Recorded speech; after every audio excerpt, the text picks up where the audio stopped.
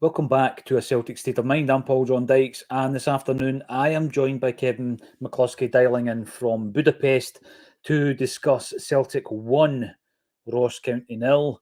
At the top of the initial show this afternoon, Kevin, we spoke about the importance of getting results. But I think when you watch that performance, you watch the reaction, Kevin will come back, I'm sure, you watch the reaction of the fans in the stadium. It doesn't really fill you with any kind of belief in the form that we're showing at the moment. Topsy-turvy season for most of the campaign, and that there was not a good performance. And I think that when we're talking about getting the results, yeah, absolutely great, Kev, but it shows you the reaction at the end of the game there shows you that we do want a performance, and that was a really poor performance this afternoon. Really poor indeed. It was. I'm laughing here because just as we're about to go live, my stream cut out. And you're getting cut out as well. Looks like it's your Wi-Fi, mate. This always Right. seems to happen Seems when like we're about to get stuck in about a bad performance at Celtic. Are you back? I hope so. I hope Yeah. so. But yeah, my Wi-Fi's been as reliable and as effective as that Celtic performance today. That was, I don't know. You said before we came on air there, we're going to talk about this game for the next half an hour. Yeah. What can we say about that other than it was utterly, utterly dreadful? Hmm. I think we found a cure for insomnia. So if anyone's having trouble sleeping tonight, go and stick a VCR of that game on and you'll be asleep within 5 minutes. It was a really, really tough watch. I don't know what else to say about that. It was just, yeah, so poor. And after some of the performances that we put in recently, where you're starting to think that we're finding a rhythm again and we're hitting a bit of form, this has taken us back about a couple of months to when we were going Mm. through that really sticky patch. And we could so very easily have come away from this game with just the 1 point if it wasn't for Joe Hart making that massive save at the end. A guy that comes in for a bit of criticism every now and again, and he did.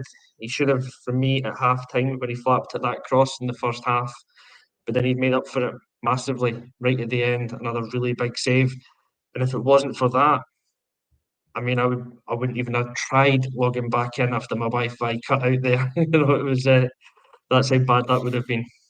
The thing is, Kev, Celtic fans from all over the globe are tuning in. They're going to supporters clubs in New York. They're finding a way to listen to or watch the game. And when people go on about the 3 points being the most important, absolutely, of course they are. If you win the league, you don't think about that bad performance back in January and all that because it's done and you've won the trophy. But it doesn't fill you with the belief that you've got a good enough side at this stage of the game. We know where we are in terms of the transfer window.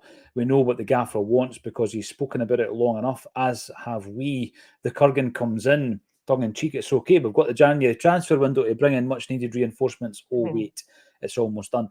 And watching the first half, really uninspiring first half, scrappy goal to score the opening goal. You're thinking to yourself, all right, okay, floodgates. You then get the penalty, pretty early on in the first half, and going 2 goals up there at the beginning of the game. I'm saying I want a 4 or a 5-0 win here.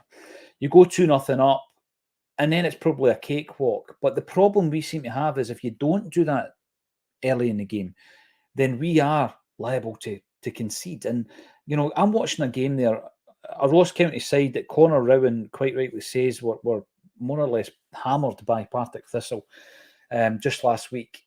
They finished the stronger side, Kev. They were the team that were showing the creativity and were creating chances, and we were on the back foot. I mean, we've got an injury to Greg Taylor. We're bringing Bernabe. The Bernabe thing's no words. We brought him over from Argentina. We know the backstory and all the rest of it. The guy, okay, he was trying to create, etc., but I just don't see the balance there. I didn't think any of our two fullbacks had particularly good games today. And what I want to talk about is what is it that's happened to this team? I mean, Kyogo again ineffective. Why? Why is he ineffective? The wingers are not as fruitful as they had been last season. We're using fullbacks differently. They're no longer playing the out-and-out inverted fullback. We've been singing the praises of Callum McGregor, Matt O'Reilly, and Paulo Bernardo. You can see that McGregor cuts a frustrated figure. On days like today, remember against Hearts, it was the same. And I know we've won the game, but it's the performance that we're disappointed in. There was a moment when McGregor gets the ball in the second half, and his body shape, he's looking up the left wing. He's looking for an out ball, Kev, and he needs to turn back, and he releases the ball, and he turns round and lets them know that he's unhappy with the fact that he's not been given the out ball on the left-hand side. For me, it's very fractured, the performance. That there's no flow to it, as well as the lack of energy, the lack of tempo. There doesn't seem to be a good flow to our performances at the moment. No, there doesn't. The moment that you're on about with Callum McGregor, it happened. I think it happened a couple of times in the game, and it's happened more times than you can care to remember throughout the course of the season. People talk about Callum needing to step up at times in games and grab them by the scruff of the neck and do all that. I think he does, and I think he did it as best as he could today. But it's moments like that when he's got the ball and he's looking for movement ahead of him and it's not coming. Like McGregor can't do it all by himself. There's another 10 players out there, another 9 outfield players out there that need to be stepping up and giving him the support that he needs in order to do that. So he's got every right to be having a go at his teammates for that. And the things that we're not doing are the kind of the basics. I don't know at the moment what we're trying to do. I tried to make as many notes as I could through that second half just to try and stay awake because it was pretty poor. But I'm questioning, like, what is our style at the moment? Where's the pace? Where's the urgency? Where's the creativity? I know we shouldn't always look back, but if you looked at Angie's team from last season or the last couple of years, there was always something happening. There was it looked a bit chaotic at times, but it was kind of controlled chaos. We knew what we were doing. Players were making moves to create space. Now it doesn't happen. It seems to be guys are running in straight lines up and down the park. We're looking for the same pass every time, and it becomes a little bit too obvious what we want to do. And no one in that team at the moment really has the that ability to do the unusual, the Moravchik type thing. If you go back to your conversations with Martin and Neil the other night, he had a player like Lubo Moravchik who could just do the spectacular when we needed it. Could play that through pass, he could unlock a defence. And we're struggling to find that just now. We seem to be very stifled again in our performance today. Yeah. Which is the frustrating thing because we've spoken about the shackles coming off over the last few games and freedom creeping into our performances. And when that's happened, we've won the games and won them comfortably. And today we've really struggled. And yeah, I find that there's players that are just not being able to do the basics. Or wingers haven't been able to take a man on and beat him and put in a cross. We're playing guys. So Kuhn's come on and he seems to me to be very right-footed, but we play him on the left.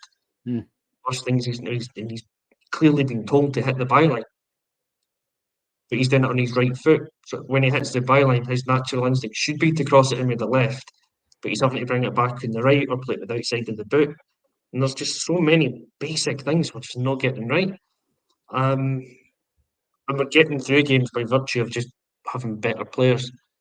We're not because we're actually really winning the games, or certainly games like today. So it's really frustrating. It's easy to highlight the negativity, so I'll try and find some positives at some point as we go through this. But it is difficult after watching a performance like that. The positive is we won. That's the positive, right? Only positive that we can draw from it. I know. Say, I'm looking at it though, Kev, and I'm trying to, rather than just list the things you're unhappy with, what I'm trying to do is say, what are we doing differently from last season? Why is it not working now? We won a treble last season, right? So you apologise for bringing up hands. Well, you've got to, because you've got to compare where we were this time last year to where we are now. There's nothing wrong with doing that. And Brendan Rodgers had been speaking about quality, so I'm going to put it to you just now. We've been talking about a goalkeeper, a left back, a centre forward, right? You bring in those three players right now. Does it change our style of play? Does it change our tempo of play? Does it change days like today? Because I'm now getting to the point where We're hiding behind this quality thing, this screen, right? We need quality, right? You bring in a centre forward. What's he feeding off today? Because Kyogo never got a sniff.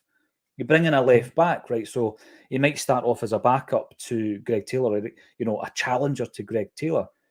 What's he going to be doing on the left-hand side with Louis Palmer that's going to change today, the dynamic of today's performance? You bring in a goalie, right? Well, we never conceded any goals, but what's he going to do differently? What's he going to do better?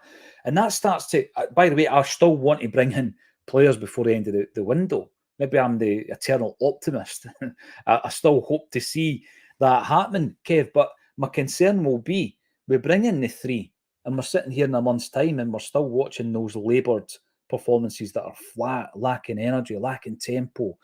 We're coming away from it. And how many times after a game are you going to hear the same kind of, no excuses, but reasoning by Brendan Rodgers? And I just feel that we've gone from a treble winning side. And yes, I know that we dropped a few players along the way and we lost a few players along the way. But it's not just that. It's not just that. I've been a massive supporter of Brendan Rodgers since he came in. But this is completely uninspiring at the moment. And I don't want to really, have a knee-jerk reaction to it because we won the game. And that's the important thing. I remember beating Arbroath after a replay 1-0. You win the game, you go on and you forget about these things if you win in the cup, as I say, or the league. But at some point, if Rodgers gets what he wants, 2 or 3 players in this transfer window between now and the end of the January, and we're still sitting here in a month's time, then we've got some serious issues, don't we? We do. It's a dangerous subject to start getting into because when you go into it that way, we're sitting on top of the league. We've got even if Rangers win the games in hand, we've still got a points advantage there. We could end up with a double this season, and this is when the financial people that control the club, the businessmen that control the club, will tell you you've had a good season. But we've watched too many games like this season. We've dropped too many points this season by us not being ruthless and not being able to create and finish teams off, by being stale, by playing this, as I think Kev Graham likes to call it, the bore ball. And it's really dull, it's boring. I'm all for having pragmatic football at times, but this is taking it too much to that extreme. And at some point, it must become a question as to what is the issue? Is it the players, or is it the style that the manager wants us to play? Because it's not conducive to exciting attacking football. It doesn't win its games with great ease and with great comfort. And the players that we've got, we should be winning games a lot easier than we are at the moment. So yeah, I wonder if Brendan, as a KPI, have been able to put out an entertaining side, because if he does, he's failing on that one. And at some point, yeah, being Celtic, you need to win in style, and we're not winning in style at the moment. And the fans, guys like us, we will become increasingly frustrated having to watch performances like that one. And it almost doesn't matter if we win the game. We want to be entertained. We want to be able to enjoy and have pride in our team and our performance, and we don't at the moment.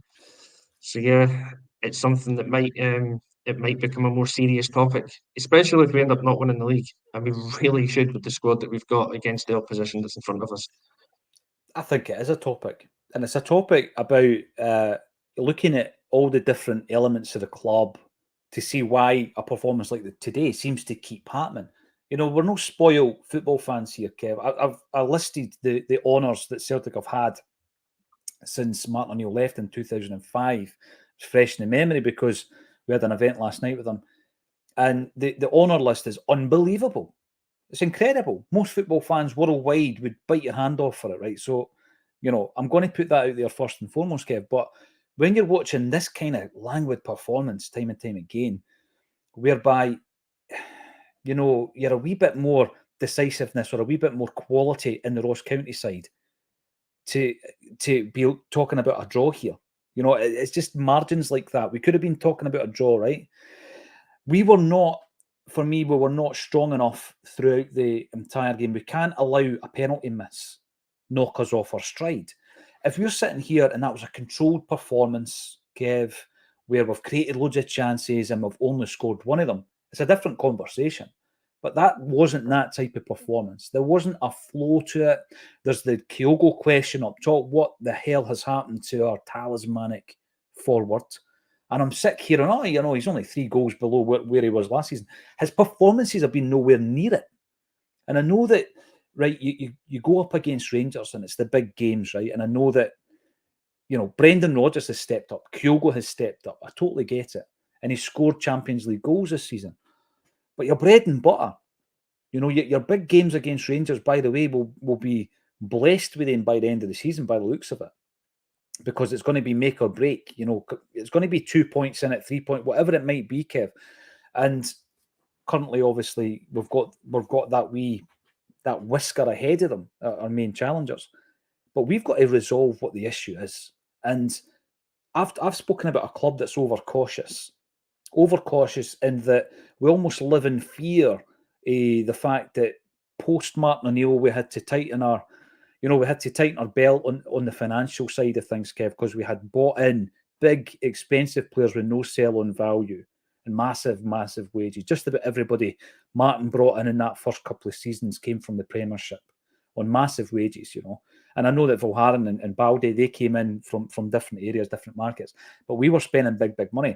And I just think that, Peter Lawwell came in with a job to do, and that job was to run us financially prudently, which he has done. But I also believe there's an overcautious nature to that. Almost like, watch what you're doing, or the same thing will happen again, we'll put ourselves at risk. That's not going to happen. And what's happened now is we've been left in a situation where we've got Bernabe playing left back, Mikey Johnson comes on to change the game. You've got David Turnbull coming on who's completely ineffective, and I'm not even sure if he's checked out. There's areas of the park that need strengthened and have done for the last 3 or 4 windows and have not been sufficiently strengthened. So there's an overcautious nature by the club. There's players that are not stepping up. You've got Louis Palma, who one day, he'll score a goal and he'll get the assist, and then another day he'll give you a performance like he did today. Really, really poor. And then you've got the manager. And I think that the way that it's kind of worked out here, Kev, we've probably not spoken about the gaffer as often as the other elements of where problems lie. But it's going to get to that point where you're watching a team playing that don't really have any urgency or even any game plan. And dare I say, identity. Because it's all right watching entertaining football, right? But you've got to be able to put your finger on why we're entertaining, why we're able to cut through teams, why we're able to create so many chances. There was a time there where we were averaging, 18, 19, 20 corners a game. We struggled to even get corners today, Kev. 3 in the first half, 4 in the second, I think it was. So we have got to talk about the gaffer as well. We can't hide behind, I asked for 4 quality players and I never got them. You've got more than enough in your squad to be putting in a better performance than we did today, Kev. And I think that kind of performance has pushed us towards that point where we are talking about the gaffer, because let's just say Brendan Rodgers doesn't have anyone else to work with after January. He's going to have to win the league with the group of players he's got. And we've seen today that sometimes they're unspectacular. Yeah, the group of players that he's got should be good enough to win that league. And especially with a guy like Brendan Rodgers in charge, because obviously one of Brendan's big things that he likes to tell us is that he's more of a coach and he will get the best out of players. So it's perfectly set up for him. He shouldn't mind if he doesn't get anyone else in one respect, because he should have enough belief in his own abilities that he can coach these players into being better and more effective. But we haven't really seen the improvements from them. And that was one thing, again, if we go back to Ange, that we did see. There was constant improvement in the players. You take Greg Taylor from being a very kind of average left back to being a very good inverted fullback, and made him an important part of the team. He did it with other players. He took Kyogo, who obviously was a good player in any case, but you could see the improvements in him almost week on week as well. Same with Matt O'Reilly, came up from being a League One player in England to now being courted by Atletico Madrid, one of the best teams in Spain, and this was the improvement that Ange was able to bring. Rodgers has got to be able to do the same, and at the moment he hasn't. He's taking players backwards, and yeah, a lot of it is now, and it does feel like it can be a little bit knee-jerk because it comes after a performance like this. But we've seen this performance more than once this season. It is the style. Rodgers' style doesn't suit the players by the look of it. He is too defensive.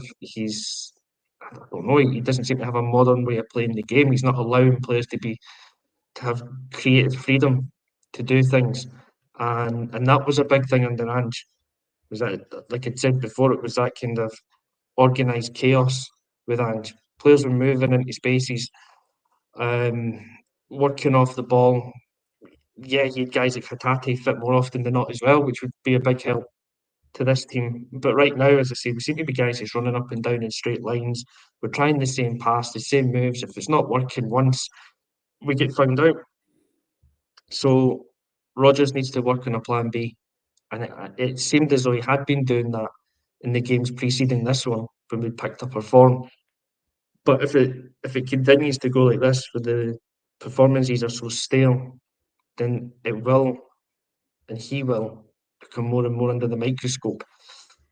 Especially if we drop points again and Rangers win, because we will be dragged. We have been dragged into a title race that we shouldn't really be in, because we should be good enough to be clear of them by this point. So absolutely, Rodgers needs to step up at this time. Yeah, he does, and it would be almost a point of contention for all the people in the comments who probably weren't keen on Brendan Rodgers coming back, knowing that I was. And, I've said it so many times, Kev. I've always spoken about the fact that I wanted Brendan Rodgers back. If I can't see his feelings, then I'm not being balanced enough. It's one of the views, almost favouritism, where you cannot criticise the gaffer because I wanted him back. Absolutely not. It comes to the point where you're saying, well, what did you do today to affect that game? What have you done to actually improve the second half? The Turnbull substitution, can you talk me through that? And why is a lot of these guys still at the club? I mean, we all know them. I've spoken for years now on a Celtic State of Mind about some of them. Mike A. Johnston, is that where we are? Where you're I'm at the point where I think I would have preferred to see Mitchell Frame at left back, and I think I would have preferred to see Rocco Vata coming on, because at least you've got an unknown, quantity there. However, I'm only saying that because the tried and tested, they're playing and they're giving you what you know you're going to get, Kev, which is uninspiring at the moment, right? I'm going to bring in as many of these comments as possible, but it's not just about Kevin and I and how we're feeling about this. Caplo Mark, good to see you again. Comes a point, do we really see any improvement? Can't see it. No, I can't see much improvement either. And we've got Franny Ferunicorda. You've changed your name, Franny. Could only manage radio commentary today, and it sounded a hard. Well, I says to Kev off screen that we could have probably watched it on CFAX for the old school there, and it would have been just as enjoyable. On days like this, the 3 points are the most important outcome. I know they absolutely are, right? And if we follow this up, bear in mind we do have tough away fixtures. If we follow it up with a more convincing performance next time round, then you think to yourself, well, have I overreacted? No, because it's not the first time we've been sitting here in this situation. Peter King, that was a hard watch. Need to get another striker and a fullback. Keeper gives me the bleep. Yeah, but as I was saying, Peter, have a think about this. I don't know who your preference would be for a striker. Everybody's going to have different opinions, right? And we've been linked with a few over the last few months. And, even in the summer, we were quite close to signing Kvitsgarden, but Brøndby wanted more money. What would I have done differently? Because I think the striker we've got at the moment is a phenomenal striker. Kyogo is a superb player.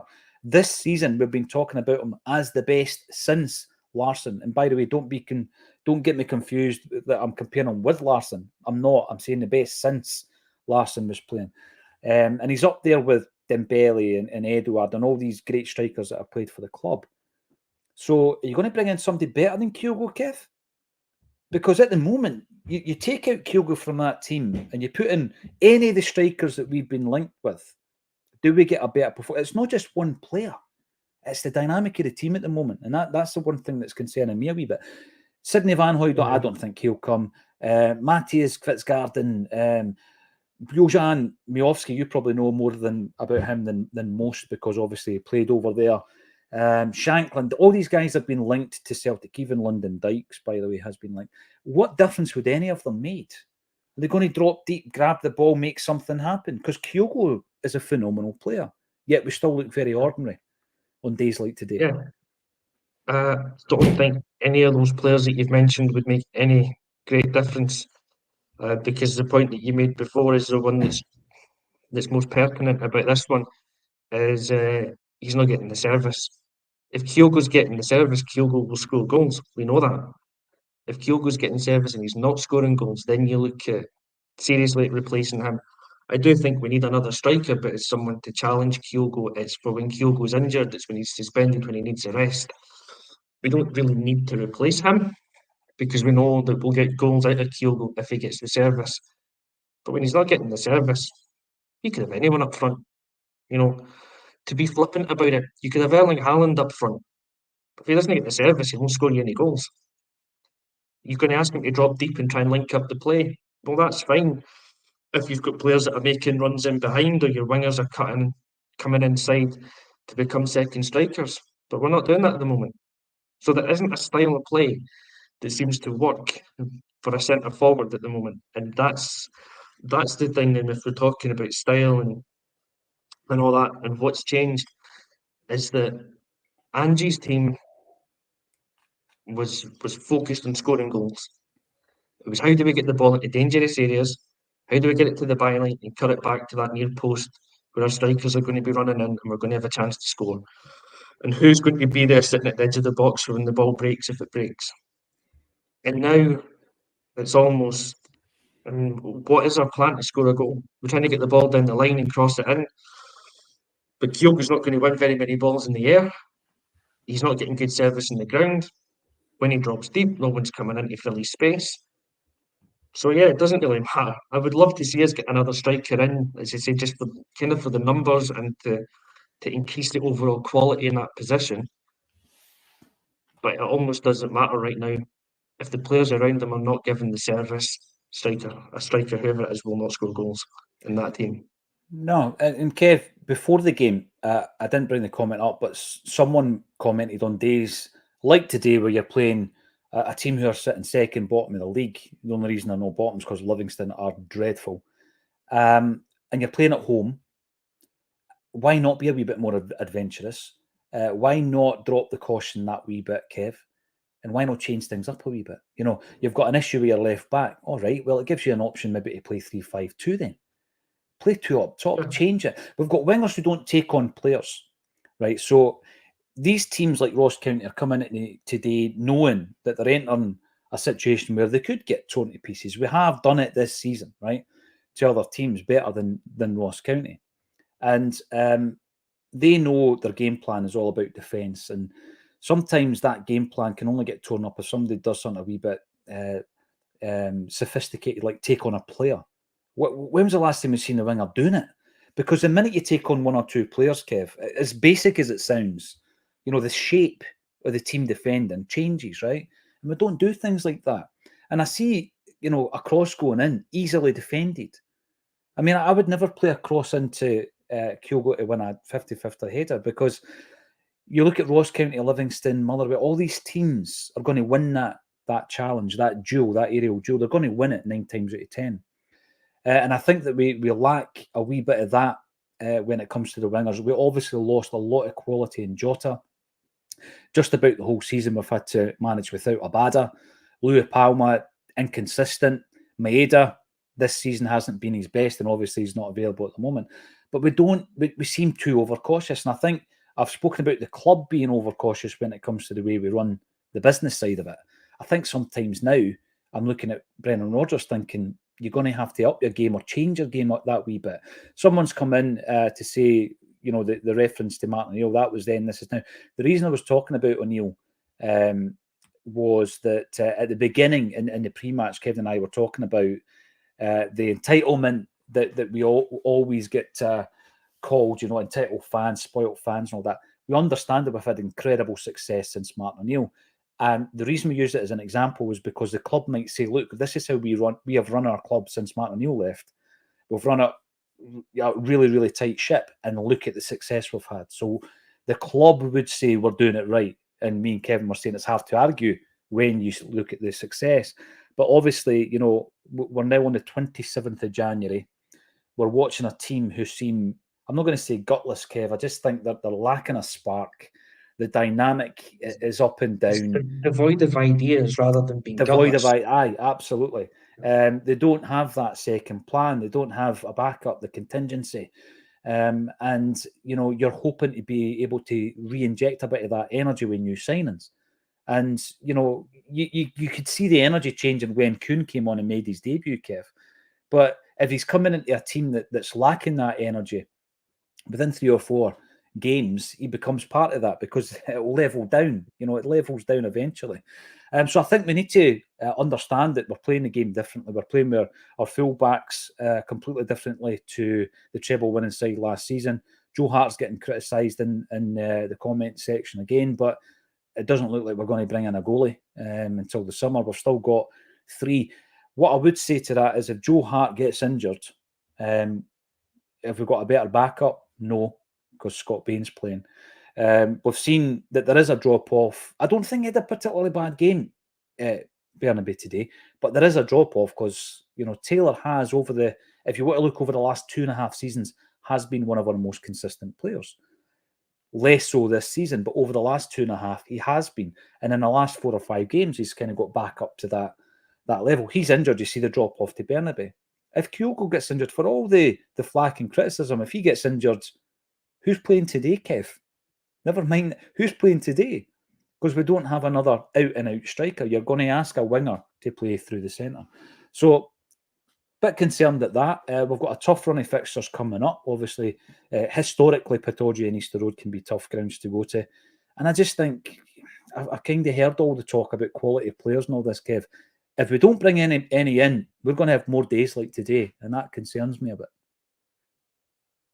Yeah, it does. I'd like to stop using that word quality because there was one of those in the interview from Brendan during the week. It might just have been yesterday, and he used the word quality about 6 times in 4 sentences. So it's becoming one of those overused ones.